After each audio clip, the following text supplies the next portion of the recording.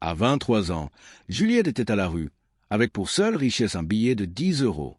Avec cet ultime billet, elle a commis l'acte le plus fou de sa vie. Acheter un vieux relais abandonné depuis 1912, perdu dans les montagnes d'Auvergne. Les gens la prenaient pour une folle. Mais ce qu'ils ignoraient tous, c'est que sous cette épaisse bâtisse en pierre se trouvait une sombre cave voûtée. Et ce qu'elle y a découvert allait tout changer. Mais avant de découvrir ce secret, restez avec moi jusqu'à la toute fin. Pensez à aimer cette vidéo et à vous abonner à la chaîne. Et dites-moi dans les commentaires d'où vous me regardez aujourd'hui. J'adore découvrir de quel coin du monde viennent mes spectateurs. Elle avait 23 ans et n'avait plus de toit. Plus de famille, plus d'économie. Seulement un vieux sac à dos en toile délavé qui contenait toute sa vie, une paire de chaussures de marche usées par le bitume de la ville et un unique billet de 10 euros, froissé au fond de la poche de son manteau usagé. Ce billet, Juliette l'avait gagné à la sueur de son front en grattant sans relâche des marmites en inox incrustées de graisse dans les arrière-cuisines d'une brasserie industrielle de la périphérie de Clermont-Ferrand. Chaque nuit, elle finissait son service les mains rougies et abîmées par les détergents chimiques corrosifs, le dos brisé, étouffée par la chaleur moite et artificielle de la plonge. Elle était hantée par le bourdonnement incessant et agressif des néons blafards et des puissantes hôtes aspirantes. Elle détestait viscéralement cette modernité froide, ces cuisines sans âme où les feux n'étaient que de pâles lueurs électriques ou de simples brûleurs à gaz qui s'allumaient d'un clic sec et s'éteignaient dans l'indifférence totale. Ce monde stérile et bruyant n'était pas le sien. Et avec ces 10 misérables euros, l'ultime fruit de ses heures d'un labeur sans aucune joie. Elle venait de commettre l'acte le plus insensé et le plus instinctif de sa jeune existence. Sur un coup de tête dicté par le désespoir et une annonce presque illisible des domaines de l'État trouvés sur un comptoir, elle venait d'acheter un ancien relais de diligence totalement abandonné. Le bâtiment se dressait, magnifique et solitaire, sur les hauteurs rocailleuses d'une vieille route royale signant à travers les paysages grandioses et sauvages des monts du Cantal. C'était un tronçon oublié des cartes modernes, une route d'herbe folle, de genêts et de pierres grises, constamment balayée par les vents rudes d'Auvergne. Un endroit silencieux qui n'avait pas vu un seul véritable voyageur franchir son lourd seuil de chêne massif depuis l'hiver 1912. Le monde avait tourné trop vite, les moteurs avaient définitivement remplacé le pas lourd des chevaux de trait, et le vieux relais avait fermé ses solides volets de bois pour plonger dans un sommeil long de plus d'un siècle. Pourtant, face aux assauts répétés du temps et des hivers rudes de moyenne montagne, les épais murs construits en pierre de Volvic tenaient toujours fermement debout. Cette roche volcanique, sombre, poreuse mais quasi indestructible, avait protégé l'âme des lieux. La monumentale souche de la cheminée centrale trônait, fière, vaste et absolument intacte, au-dessus du grand toit d'ardoise que la mousse tentait doucement de dévorer.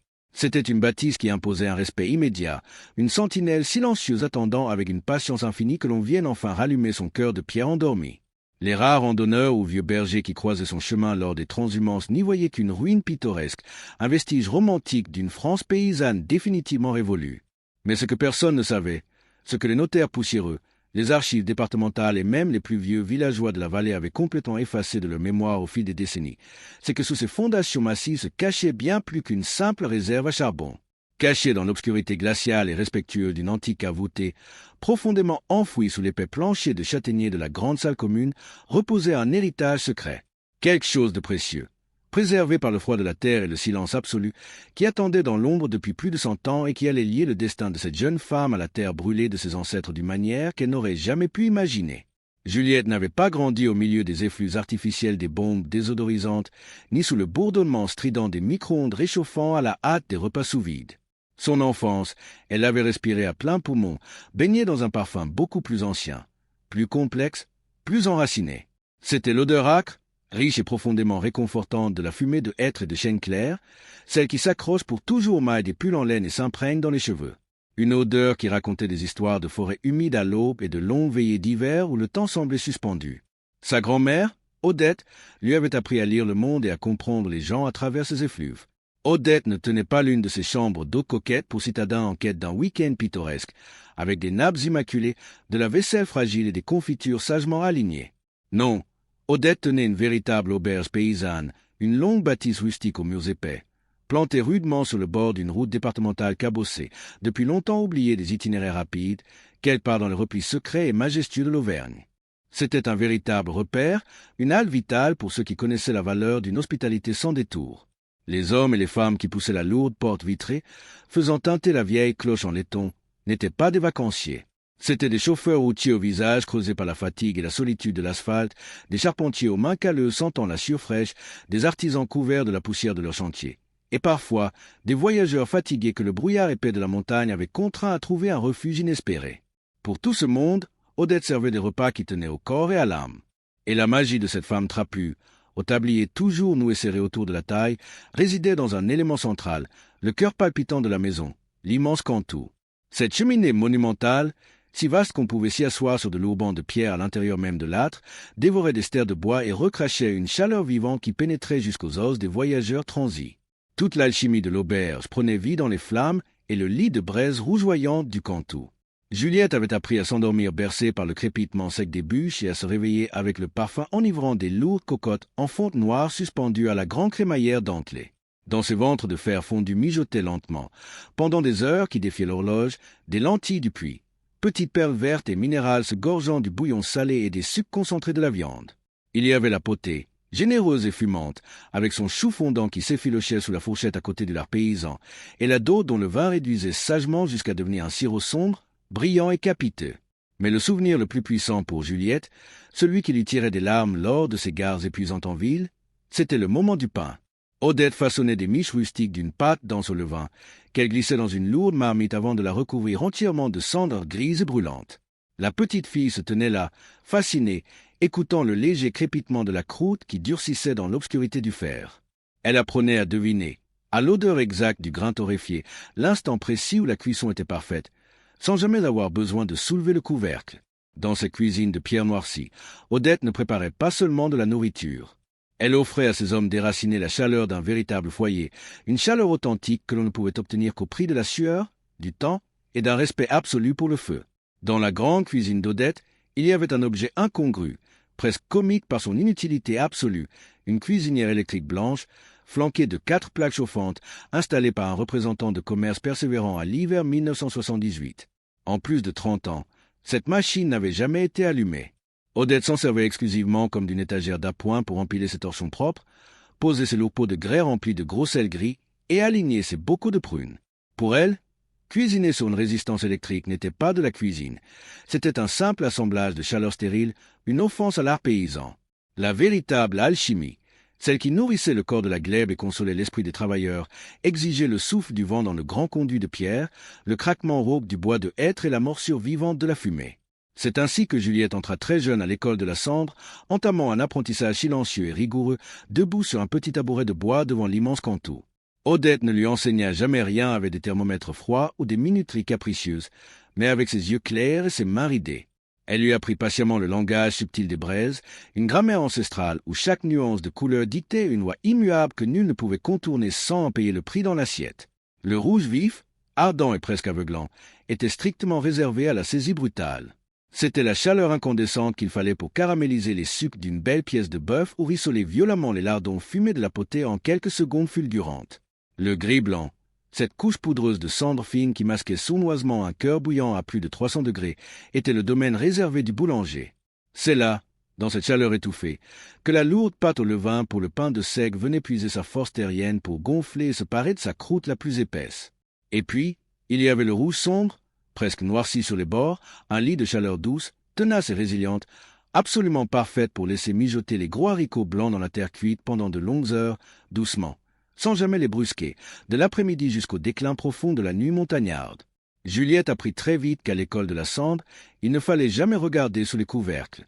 Soulever la lourde fonte pour vérifier la cuisson par simple curiosité, c'était briser le charme instantanément, laisser s'échapper la vapeur précieuse et insulter le travail patient et laborieux du feu. Odette l'obligeait à fermer les yeux, la forçant à écouter la nourriture se transformer. À 8 ans, Juliette savait déjà reconnaître le murmure exact d'une daube qui réduisait correctement, un bouillonnement sourd, lourd et rythmé. S'il devenait trop aigu, trop pressé, c'était que le liquide manquait et que le fond menaçait d'attacher à la fonte.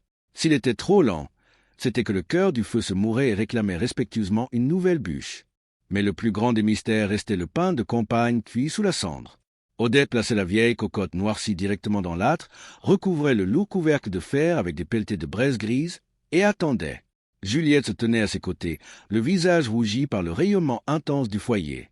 La vieille paysanne lui disait toujours que le pain parlait quand il était prêt à naître. Et c'était vrai. D'abord, Il y avait le silence absolu de la pâte gonflant dans l'ombre. Puis, une odeur très précise commençait à s'évader dans la pièce, celle du grain torréfié, chaude, ronde et réconfortante comme une épaisse couverture de laine. Enfin, si l'on collait presque l'oreille près du foyer brûlant, on entendait un infime crépitement, le chant d'une croûte qui craque doucement en se rétractant de la paroi. Juliette avait ainsi hérité de ce savoir-faire millénaire, ce respect profond des traditions rurales où le temps n'était jamais un ennemi à vaincre, mais un allié souverain qu'il fallait savoir apprivoiser avec l'humilité d'un enfant face à la majesté du feu. Au fil des longues soirées d'hiver, quand la salle commune se vidait et que seules les braises répétaient encore doucement dans l'immensité du Cantou, Odette racontait à Juliette que nourrir ces hommes n'était pas un simple commerce. Dans les brasseries bruyantes des grandes villes où les relais routiers modernes construits à la hâte le long des autoroutes aseptisées, on vendait des calories rapides pour combler des estomacs pressés. Mais ici, sur cette route départementale cabossée balayée par les vents d'Auvergne, on réparait les âmes.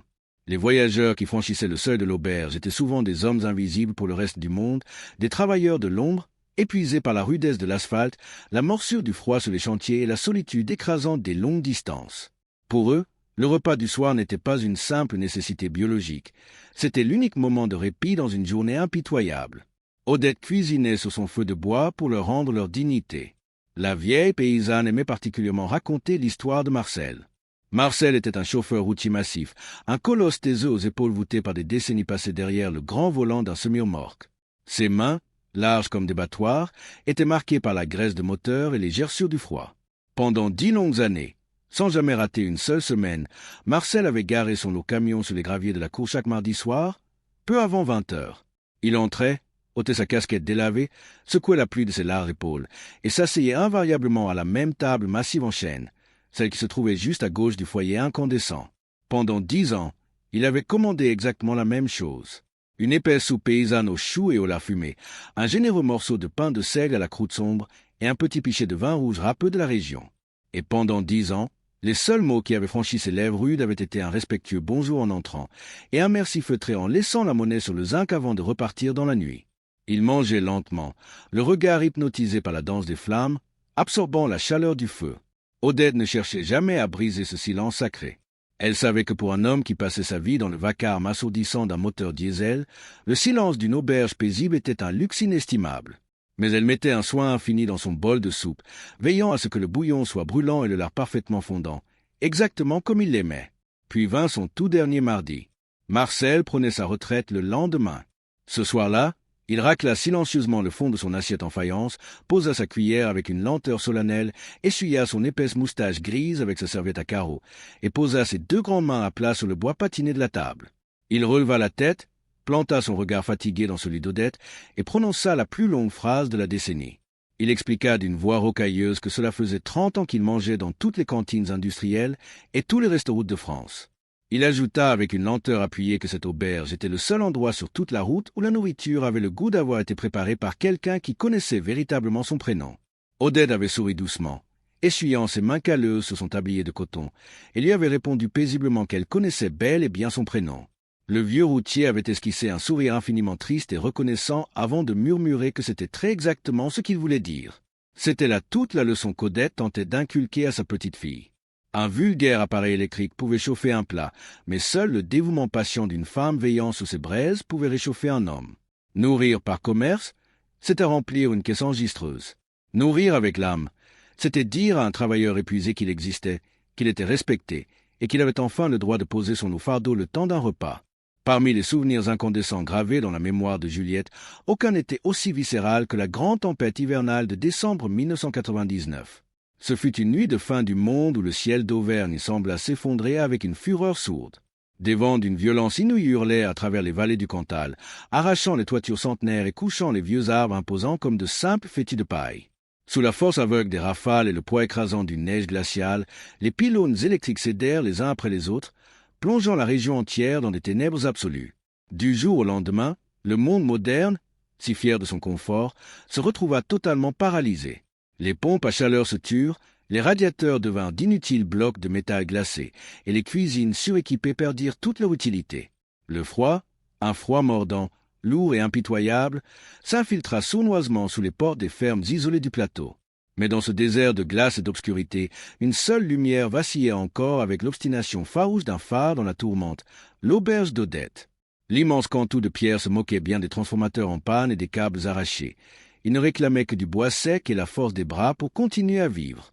Dès le premier matin de la panne générale, comprenant immédiatement que l'électricité ne reviendrait pas de sitôt, la vieille paysanne empila d'énormes bûches de chêne dans l'âtre. Le feu rugit, rougeoyant, projetant une chaleur salvatrice qui fit fondre le givre sur les carreaux épais de la salle commune.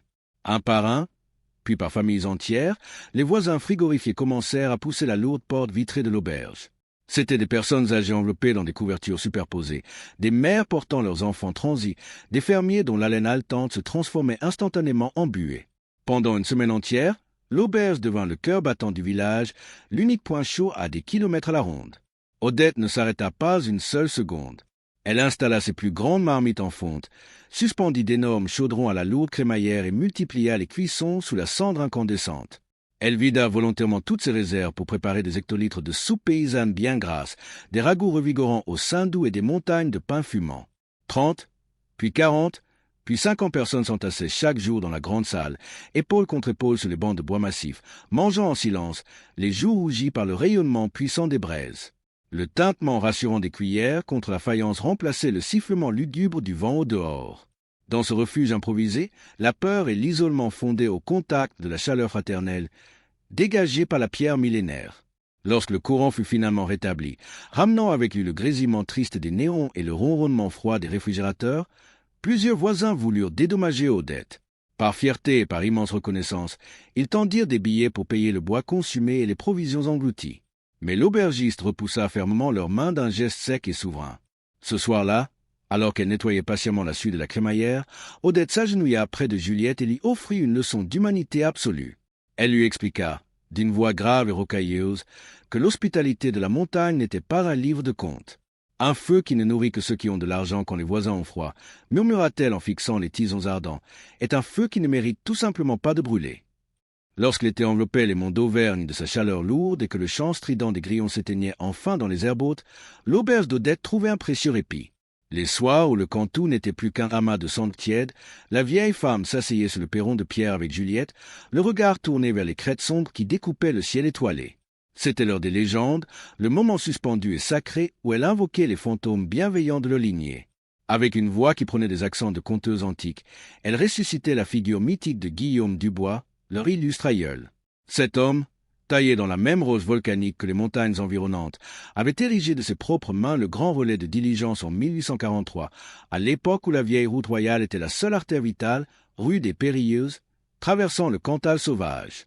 Guillaume n'avait pas seulement bâti une imposante maison de relais pour les attelage épuisés, il avait érigé un véritable sanctuaire pour les âmes jetées sur les chemins empierrés. Au cœur de cette forteresse de pierre trônait une merveille architecturale qui confinait à la magie aux yeux des paysans locaux, une cheminée monumentale, si vertigineuse et si profonde qu'un homme adulte pouvait s'y tenir debout les bras levés sans même effleurer le linteau.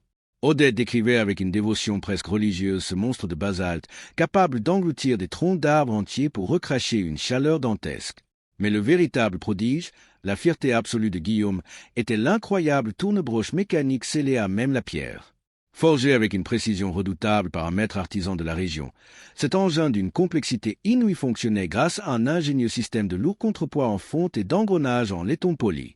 C'était le cœur mécanique de l'auberge, un automate infatigable qui faisait rôtir de gigantesques quartiers de viande au rythme régulier et implacable d'une horloge. Son tic-tac sourd et métallique résonnait dans la vaste salle voûtée comme le battement de cœur d'un géant, promettant la vie et l'abondance à quiconque franchissait la lourde porte de chêne clouté. Car le patriarche obéissait à une loi non écrite, une règle sacrée et inaltérable de la route royale qui supplantait toutes les lois fragiles des hommes. Peu importait leur avancée de la nuit, la violence inouïe de la tempête ou l'apparence misérable et terrifiante du voyageur qui frappait à sa porte.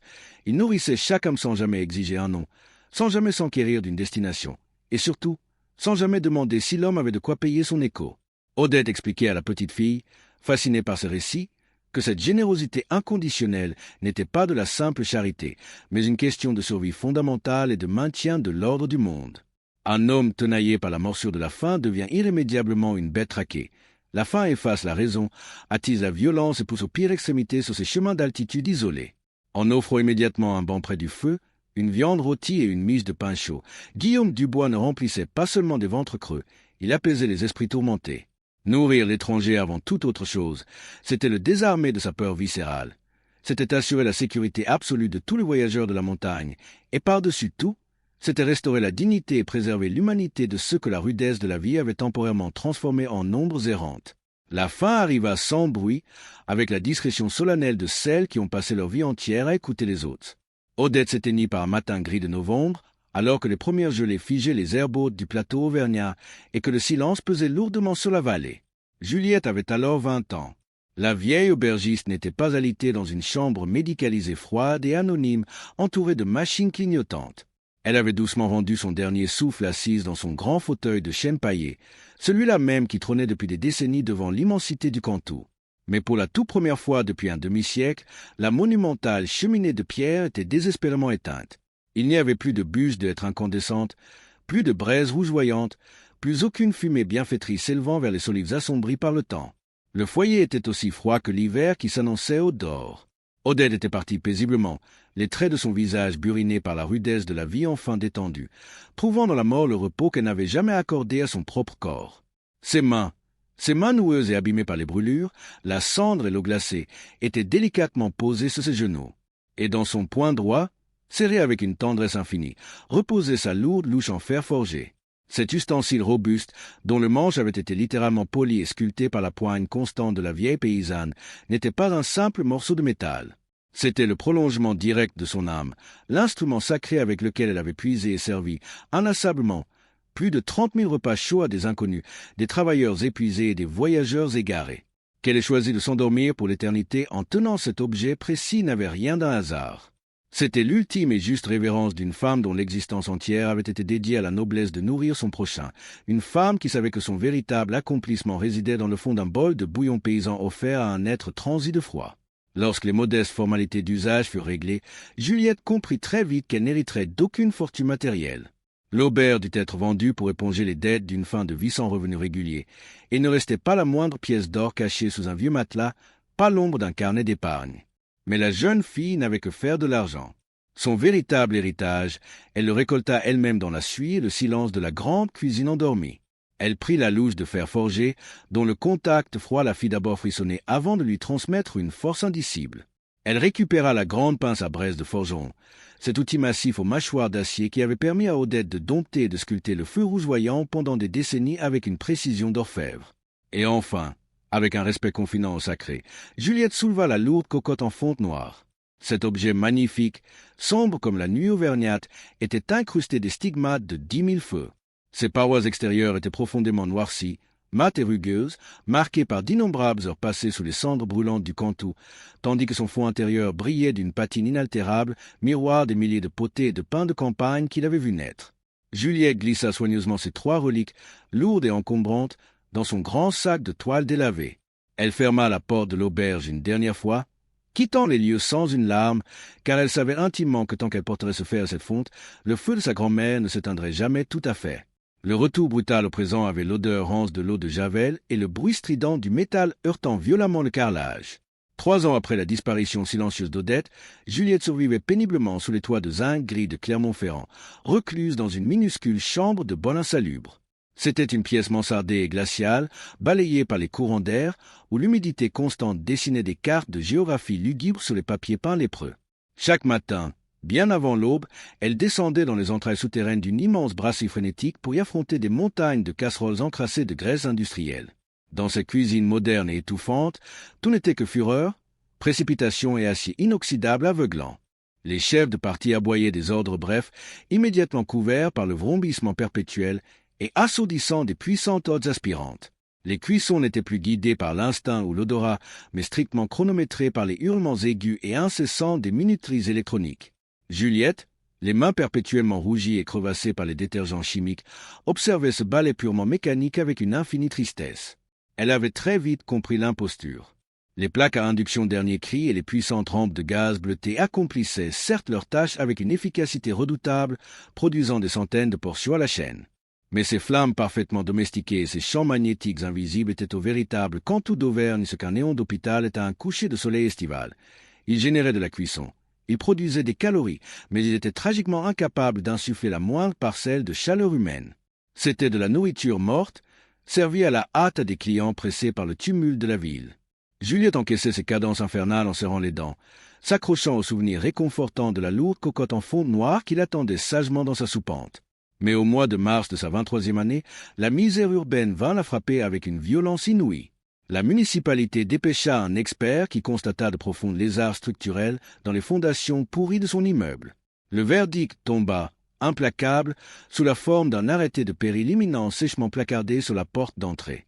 Juliette eut 48 heures pour rassembler les miettes de son existence. Elle se retrouva brutalement jetée sur le trottoir mouillé, sous un ciel de plomb, avec pour seule et unique possession son sac à dos en toile délavé contenant les lourds outils forgés de sa grand-mère et très exactement 10 € froissés au fond de sa poche. Cherchant un abri éphémère contre la pluie glaçante qui balayait les avenues, elle poussa la porte vitrée d'une laverie automatique déserte. Pour tromper le désespoir qui commençait à lui broyer la gorge, elle ramassa sur une chaise en plastique un exemplaire détrompé d'un petit journal d'annonces légales. Ses yeux parcoururent machinalement les colonnes austères jusqu'à s'arrêter net sur la rubrique poussiéreuse des domaines ruraux de l'État.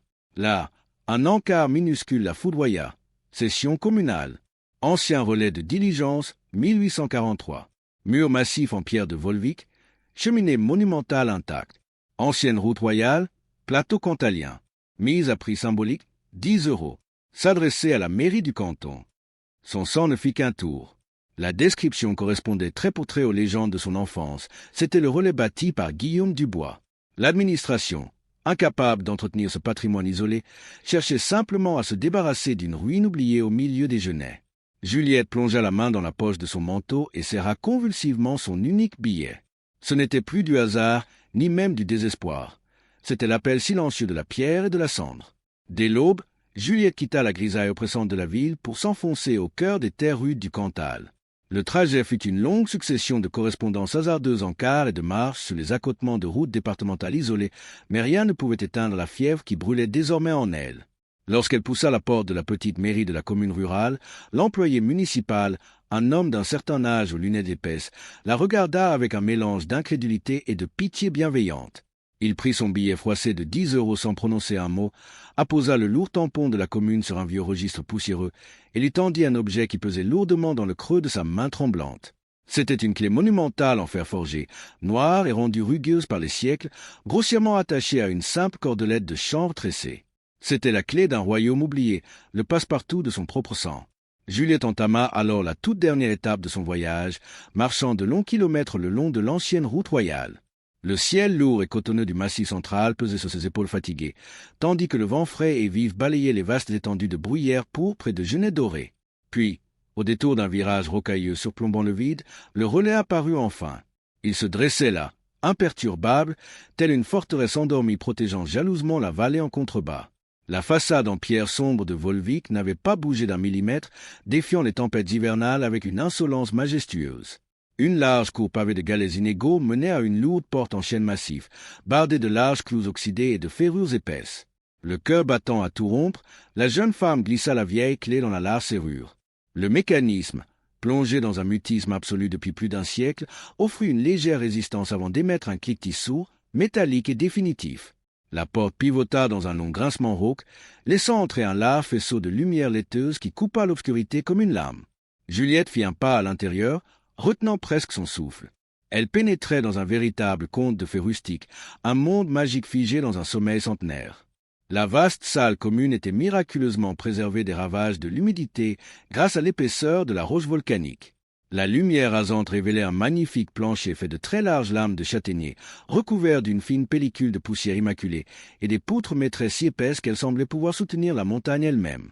Mais son regard fut instantanément happé par le fond de la pièce. Là, dominant tout l'espace de sa splendeur brute, se dressait la majestueuse cheminée, le grand cantou de ses légendes enfantines. Ses proportions étaient en effet colossales, ses pierres d'encadrement polies par des générations de présences rassurantes. Fixé dans la maçonnerie sur le côté droit de l'âtre noirci, se trouvait le trésor d'ingénierie que son aïeul avait enchéri. L'incroyable tourne-broche mécanique était toujours là. Ses rouages complexes en laiton, sa manivelle ouvragée et ses lourds contrepoids étaient recouverts d'une épaisse pellicule de verre de gris, mais le mécanisme semblait miraculeusement intact, prêt à reprendre son lent et noble balai. L'odeur du lieu était enivrante, un parfum minéral mêlant la sécheresse de la cendre à la douceur du bois ancien. Debout dans ce silence apaisant, Juliette posa doucement la paume de sa main sur la roche glacée du manteau. Sous ses doigts transis, la pierre lui parut étonnamment vivante. Alors que la lumière rasante du jour déclinait lentement sur les larges tomètes inégales de la salle commune, l'attention de Juliette fut attirée par une masse d'ombre plus dense, blottie sur le flanc droit de l'immense cheminée. En s'approchant à pas feutrés, comme si elle craignait de réveiller une présence invisible, elle distingua l'amorce d'un escalier de pierre. Les marches, étroites, irrégulières et profondément creusées en leur centre par le passage répété de générations de semelles cloutées, plongeaient de façon vertigineuse dans une obscurité totale. Sans hésiter, guidée par un instinct viscéral bien plus fort que la prudence, elle alluma la petite lampe torche de son téléphone portable et entama sa lente descente vers les entrailles de la montagne. L'air se fit instantanément plus lourd, plus froid, saturé d'une odeur minérale de terre humide et de salpêtre qui prenait doucement la gorge et figeait la respiration. Au pied de l'escalier, le faisceau tremblant de sa lampe balaya l'espace, révélant la majesté brute d'une authentique cave voûtée auvergnate. L'architecture était un chef-d'œuvre de paysannerie fonctionnelle, conçu pour défier les saisons brûlantes et les hivers glaciaux afin de conserver les trésors nourriciers du relais.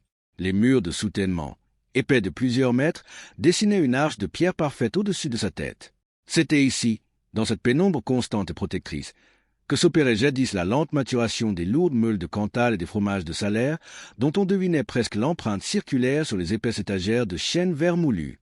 Juliette pouvait presque ressentir la présence passée des imposants fûts sanglés de ferraille, remplis de vins âpres, et visualiser les lourds jambons secs de montagne, autrefois suspendus au solide crochet fiché dans la clé de voûte. Le silence qui régnait dans cette crypte laïque était d'une densité étouffante, un silence qui commandait le respect absolu, car il contenait la mémoire de toutes les disettes que ces murs avaient su conjurer. Elle s'avança avec une lenteur révérencieuse sur le sol de terre battue. Tout au fond de la voûte, là où l'obscurité semblait se densifier pour former un mur impénétrable, le rail de lumière accrocha une forme massive. Posé à l'abri de l'humidité sur une épaisse dalle de schiste surélevé, reposait un imposant coffre.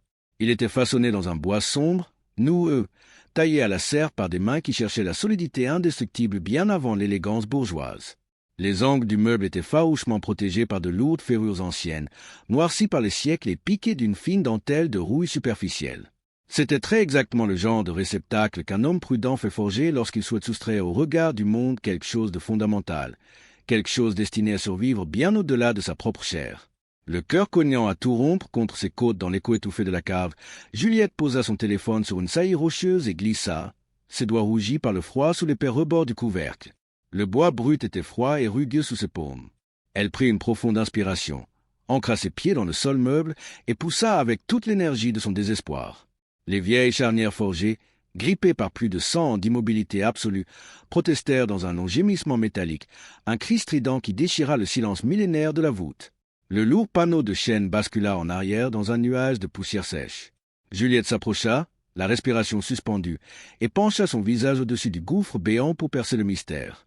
Dans l'odeur poignante du cuir ancien et du papier ranci, baigné par la lueur blafarde, le passé oublié de sa lignée s'offrait enfin à elle. Le faisceau tremblant de la lampe éclaira d'abord une épaisse toile cirée recouvrant le fond du coffre. En la repoussant délicatement, Juliette découvrit un magnifique rouleau de cuir gras, soigneusement noué par des lanières de peau tressée.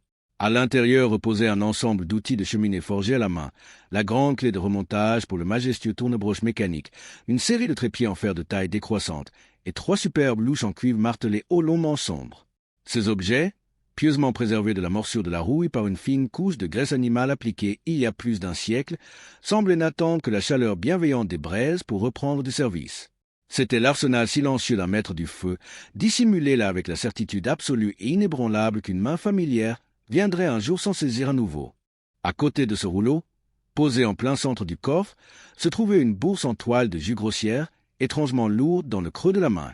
Juliette desserra le cordon effiloché avec des doigts engourdis et versa doucement son contenu. Un tintement clair et infiniment précieux brisa le silence minéral de la cave voûtée, et une lueur chaude, presque magique dans cette obscurité de tombeau, apparut.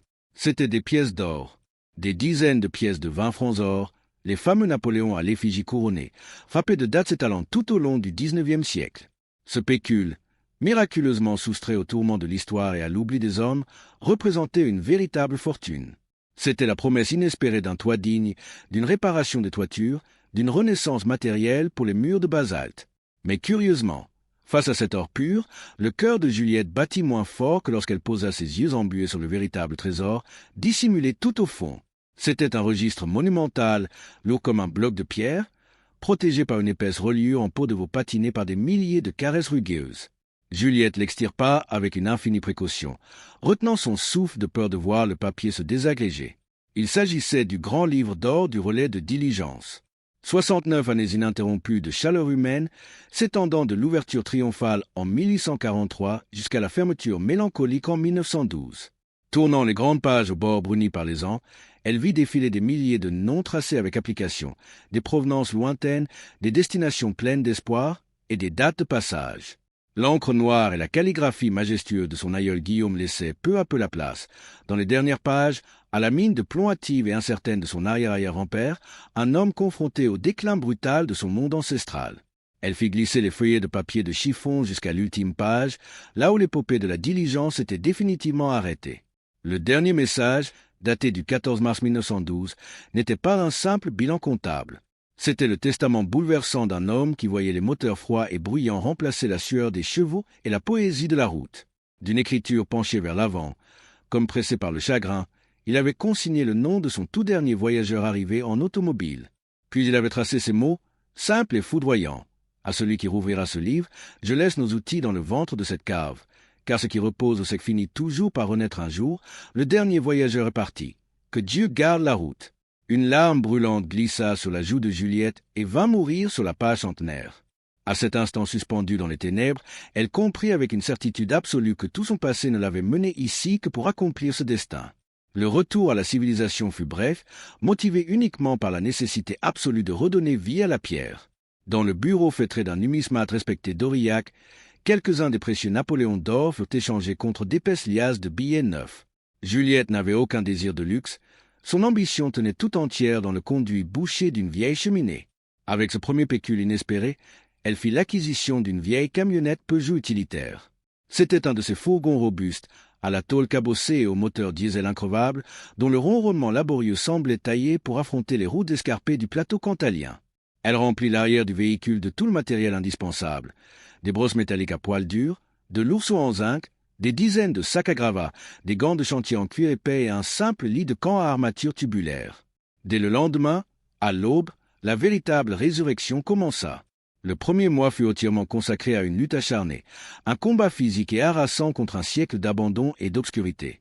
Le ventre du monumental Cantou était littéralement asphyxié par 112 années d'accumulation de suie, de goudron durci par le gel et de nids d'oiseaux entremêlés de branchages qui obstruaient totalement le tirage vers le ciel. Armée d'une volonté farouche, Juliette s'engouffra à l'intérieur même de la cheminée. Protégée par un simple bandana noué sur le nez et la bouche, elle gratta, brossa et burina les parois de basalte.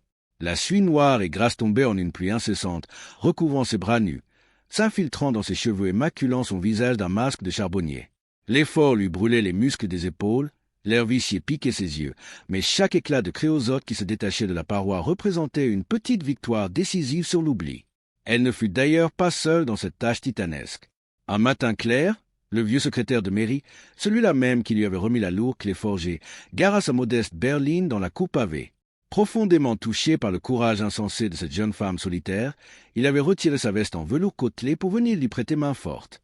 Ensemble, dans un silence complice uniquement rythmé par le raclement sec des pelles, ils évacuèrent de nombreux sacs lourds de gravats et de cendres mortes. L'homme, le visage noirci par l'effort, lui avoua, les yeux brillants d'émotion, que son propre grand-père lui parlait jadis du merveilleux parfum de pain chaud qui s'échappait autrefois de cette voiture. Enfin, au terme de 4 semaines d'un labeur éreintant, la large voûte fut dégagée. Le ciel gris de l'Auvergne apparut tout en haut du conduit, comme un œil bienveillant posé sur l'âtre. Un puissant courant d'air frais et pur s'engouffra soudainement en sifflant doucement contre les pierres rugueuses. Le vieux relais respirait à nouveau. Épuisé, les muscles tremblants mais le cœur empli d'une satisfaction charnelle et d'un ancrage définitif, Juliette installa son modeste lit de camp dans un coin de la vaste salle commune. Elle s'allongea sur la toile tendue, le corps moulu, et contempla les étoiles qui scintillaient désormais à travers l'ouverture dégagée de la cheminée. Elle n'avait pour toute richesse qu'un matelas sommaire et un mur taché de suie, mais pour la toute première fois de sa vie, elle était exactement à sa place. Le moment tant espéré, celui qui justifiait chaque ampoule sur ses mains et chaque nuit passée dans le froid, arriva par un crépuscule d'avril. Le vent soufflait doucement sur le plateau cantalien, emportant avec lui les derniers frimas de l'hiver. Juliette avait passé l'après-midi dans la lisière de la forêt voisine, à scier et fendre des bûches d'un hêtre sec et noueux, tombés lors d'une ancienne tempête. Elle disposa les morceaux de bois clair avec une précision presque religieuse sur la lourde sole de pierre du Cantou, construisant un petit édifice aéré, conçu pour appeler l'air et libérer la flamme. Lorsqu'elle craqua l'allumette, un frisson la parcourut. La petite lueur jaune vacilla un instant avant de mordre l'écorce sèche. Un premier crépitement timide s'éleva, puis un craquement plus franc, et soudain, une flamme vive et dansante s'élança vers le sommet du conduit sombre. Après 112 années d'un sommeil de glace, de silence et d'oubli, le cœur de pierre du relais de diligence se remettait à battre. La chaleur rayonnante commença lentement à chasser l'humidité séculaire incrustée dans la roche volcanique. Pendant que le bois de hêtre se consumait patiemment pour former ce lit de braise grise si spécifique, ce fameux gris blanc qu'Odette lui avait appris à lire autrefois, Juliette prépara sa pâte. Sur l'épaisse table en châtaignier qu'elle avait lessivée à grande eau, elle pétrit longuement un mélange rustique de farine de seigle, d'eau de source et de levain naturel. Ses gestes étaient fluides, habités par la mémoire musculaire de son enfance. Elle façonna une belle miche ronde, la laissa reposer, puis la déposa délicatement au fond de la lourde cocotte en fonte noire de sa grand-mère. Avec la grande pince de forgeron trouvée dans la cave voûtée, elle écarta habilement le feu ardent, posa le récipient de fer au centre de l'âtre et le recouvrit entièrement d'une épaisse montagne de cendres et de braise incandescentes. Il ne fallut qu'une petite heure pour que le miracle s'accomplisse. Une odeur subtile et bouleversante commença à s'évader du foyer, grimpant le long des poutres centenaires pour remplir le moindre coin de la vaste salle commune. C'était l'odeur chaude et enveloppante du grain torréfié, mêlée au parfum âcre et résineux de la fumée de bois. Ce parfum n'était pas seulement celui du pain cuisant sous la cendre, c'était l'âme même du relais qui se réveillait. C'était cette même effluve rassurant qui accueillait les voyageurs harassés en 1843, cette même promesse de réconfort qui flottait dans l'air avant que les moteurs ne fassent taire les fers à cheval. Assise sur son modeste lit de camp, les yeux brillants dans la pénombre, Juliette écoutait avec ferveur le léger crépitement de la croûte qui chantait dans le ventre de la fonte. Lorsqu'elle retira la cocotte du feu et souleva le lourd couvercle noirci, la miche apparut, dorée, gonflée, craquelée à la perfection. Juliette coupa la première tranche épaisse, dont la mie fumante exhalait une chaleur terrienne. Elle la mangea seule, dans le silence majestueux de la pièce, savourant chaque miette comme une communion intime avec ses ancêtres. Ce pain avait exactement le goût de son enfance, le goût de la résilience et de la patience. Avec des gestes lents et mesurés, elle se leva, prit la vieille photographie aux couleurs passée d'Odette souriant devant son propre cantou et la posa délicatement sur le lourd manteau de pierre de la cheminée. Juste à côté, elle déposa le grand registre en cuir relié, ouvert à la première page blanche suivant l'ultime message de son arrière-arrière-grand-père. Le feu éclairait de nouveau l'encre ancienne. La boucle était définitivement bouclée. La fine colonne de fumée bleutée qui s'échappait désormais chaque matin de la monumentale souche de pierre ne tarda pas à attirer l'attention. Dans les fermes isolées disséminées en contrebas et sur la petite place pavée du village voisin, les regards curieux se levaient vers la ligne de crête. Le vieux relais respirait à nouveau, et la montagne entière semblait murmurer cette incroyable nouvelle, portée par le vent froid. Un matin clair, le grondement familier d'un moteur diesel se fit entendre dans la cour. C'était le vieux boulanger du canton, un artisan taciturne aux avant-bras robustes et couvert d'une fine poussière blanche. Il sortit de sa camionnette en portant un lourd sac en toile de 50 kilos de froment brut sur l'épaule. Il ne venait pas faire la charité à une jeune femme isolée, mais rendre un hommage silencieux à une véritable consoeur du feu. Il posa le lourd ballot sur la grande table de châtaignier, observa longuement la danse hypnotique des braises incandescentes dans le cantou, et lui déclara d'une voix grave qu'un foyer capable de cuire un pain dégageant une telle odeur ne devait jamais, au grand jamais, manquer de grain. C'était une acceptation silencieuse, un profond adoubement par les gens rudes et vrais de la terre. La rumeur du talent inné de la gardienne du feu franchit très vite les limites étroites de la vallée rocailleuse. À quelques lieues de là, le régisseur d'un imposant château médiéval de la région, célèbre pour ses vastes reconstitutions historiques estivales, cherchait désespérément la perle rare capable d'animer les immenses cuisines seigneuriales de la forteresse. Les chefs traiteurs modernes qu'il avait d'abord engagés s'étaient tous cassés les dents sur la rudesse et l'imprévisibilité de la cuisson à l'âtre, brûlant les viandes ou asphyxiant les foyers sous la cendre morte. Lorsqu'il entendit parler de la magie de Juliette, il vint lui-même la solliciter. Sans la moindre appréhension, elle se tint face au foyer cyclopéen du château. Elle ajusta habilement la hauteur des lourdes crémaillères, dompta les flammes crépitantes avec sa grande pince de forgeron et nourrit des dizaines de figurants affamés avec une aisance déconcertante qui laissa le régisseur absolument sans voix. Elle ne jouait pas un vague rôle historique ou une comédie en costume. Elle prolongeait tout simplement le geste séculaire de ses propres ancêtres. L'écho de ces prouesses spectaculaires attira la plume d'un journaliste d'un grand quotidien régional, fasciné par l'histoire romanesque de cette jeune femme ayant racheté un relais royal oublié avec un simple billet de 10 euros. Son bel article, illustré d'une photographie de Juliette apaisée, le visage baigné par la chaude lueur des braises, fit rapidement le tour de l'Auvergne. Un dimanche midi, à l'heure où le soleil perçait les nuages, un petit groupe d'hommes aux cheveux gris et au visage buriné franchit timidement le seuil du relais. C'étaient de vieux chauffeurs routiers à la retraite, d'anciens maçons et des charpentiers qui avaient jadis connu l'auberge d'Odette. Ils s'installèrent avec un immense respect sur les solides bancs de bois de la salle commune. Juliette leur servit généreusement sa fameuse daube, longuement confite sous la cendre rougeoyante dans la cocotte maternelle noircie. Les vieux travailleurs plongèrent lentement leurs cuillères dans la faïence épaisse. En portant la viande tendre et le vin réduit à leur bouche, ils fermèrent les yeux presque à l'unisson. Un silence lourd de souvenirs et d'émotions indicibles s'abattit sur la pièce. Ce n'était pas seulement la perfection d'un plat qu'ils goûtaient. C'était l'essence même de leur jeunesse, le refuge perdu où Odette veillait jadis sur eux.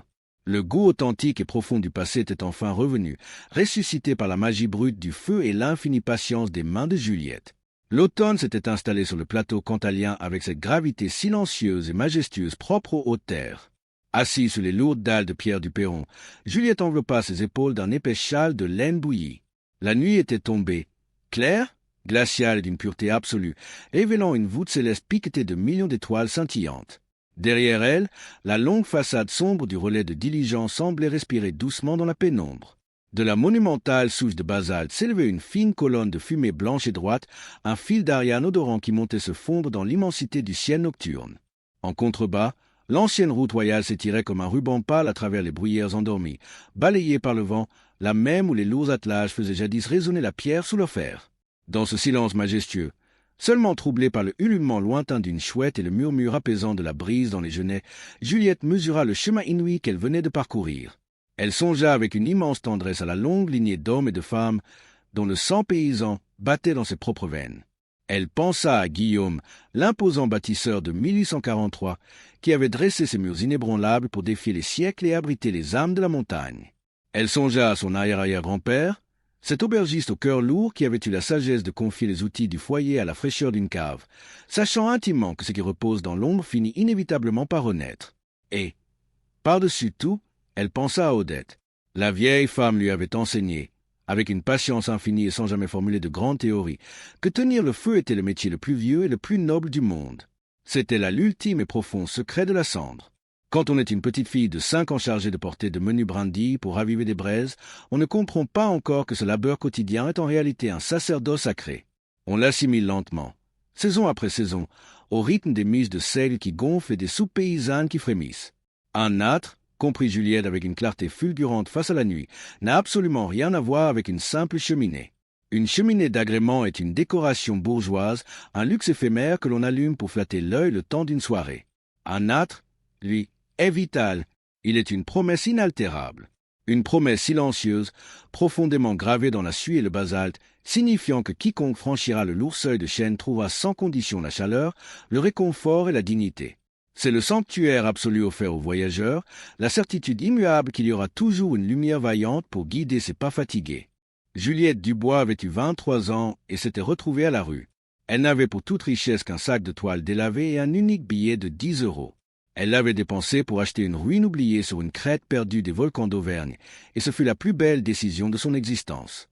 Elle se leva lentement, frissonnant sous la morsure de l'air vif, et repoussa la lourde porte cloutée. La chaleur enveloppante de la grande salle l'accueillit comme une étreinte.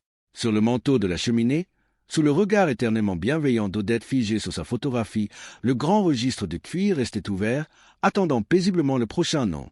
Si l'histoire de ce relais oublié et de ce feu miraculeusement rallumé a touché votre âme et résonné avec vos propres souvenirs, prenez un court instant pour aimer cette vidéo et vous abonner à notre chaîne.